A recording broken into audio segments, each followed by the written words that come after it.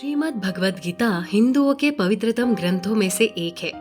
महाभारत के अनुसार कुरुक्षेत्र युद्ध में भगवान श्री कृष्ण ने गीता का संदेश अर्जुन को सुनाया था। ये महाभारत के भीष्म पर्व के अंतर्गत दिया गया एक उपनिषद है। भगवद गीता में एकेश्वरवाद, कर्म योग, ज्ञान योग, भक्ति योग की बहुत सुंदर ढंग से चर्चा हुई है। श्रीमद् भगवद गीता की पृष्ठभूमि महाभारत का युद्ध है। जिस प्रकार एक सामान्य मनुष्य अपने जीवन की समस्याओं में उलझकर किंकर्तव्य विमूढ़ हो जाता है और जीवन की समस्याओं से लड़ने की बजाय उसे भगने का मन बना लेता है, उसी प्रकार अर्जुन, जो महाभारत के महानायक थे, अपने सामने आने वाली समस्याओं से भयभीत होकर जीवन और क्षत्रिय धर्म से निराश हो गए थे।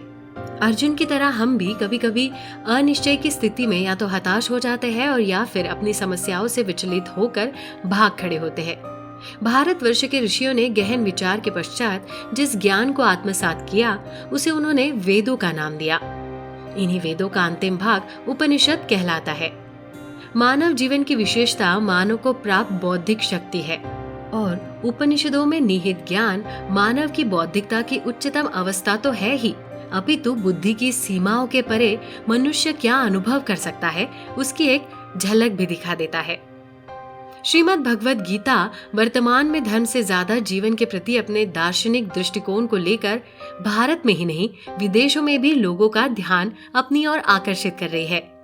निष्काम कर्म का गीता का संदेश प्रबंधन गुरुओं को भी लुभा रहा है। हिंदी साहित्य मार्गदर्शन के माध्यम से भी हम संपूर्ण श्रीमद् भगवद गीता के सभी 18 अध्यायों और उनके सभी श्लोकों का सरल अनुवाद अपने चैनल के माध्यम से आप सभी तक पहुंचाएंगे। और यकीन मानिए, श्रीमद् भगवद गीता का ये ज्ञान आप सभी के जीवन के सारे परेशानियों का हल करने में आपकी सहायता अवश्य करेगा, क्योंकि राम कृष्ण जितने प्रासंगिक तब थे उतने आज भी है। तो चलिए गीता के प्रथम अध्याय से इसकी शुरुआत करते हैं। अथ प्रथमो अध्याय अर्जुन विषाद योग। दोनों सेनाओं के प्रधान शूरवीरों और अन्य महान वीरों का वर्णन। धृतराष्ट्र उवाच धर्म क्षेत्रे कुरुक्षेत्रे समवेता युयुत्सव मामकाः पांडवाश्चैव किम कुर्वत संजय। भावार्थः धृतराष्ट्र बोले, हे संजय, धर्म भूमि कुरुक्षेत्र में एकत्रित युद्ध की इच्छा वाले मेरे और पांडु के पुत्रों ने क्या किया।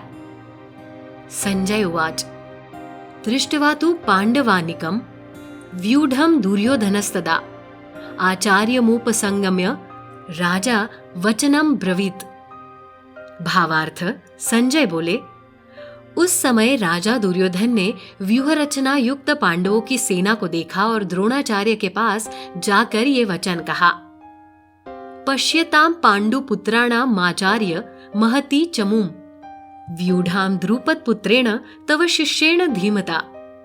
भावार्थ, हे आचार्य, आपके बुद्धिमान शिष्य द्रुपद पुत्र धृष्टद्युम्न द्वारा व्यूहाकार खड़ी की हुई पांडु पुत्रों की इस बड़ी भारी सेना को देखिए।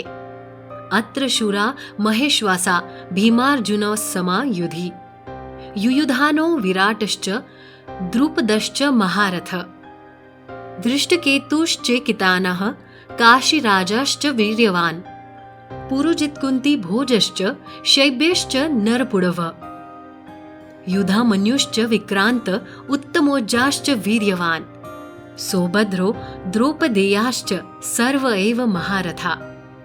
भावार्थ, इस सेना में बड़े बड़े धनुषों वाले तथा युद्ध में भीम और अर्जुन के समान शूरवीर सात्यकी और विराट तथा महारथी राजा द्रुपद, धृष्टकेतु और चेकितान तथा बलवान काशीराज, पुरुजित, कुंती भोज और मनुष्यों में श्रेष्ठ शैब्य, पराक्रमी युधामन्यु तथा बलवान उत्तमौजा, सुभद्रा पुत्र अभिमन्यु एवं द्रौपदी के 5 पुत्र, ये सभी महारथी है।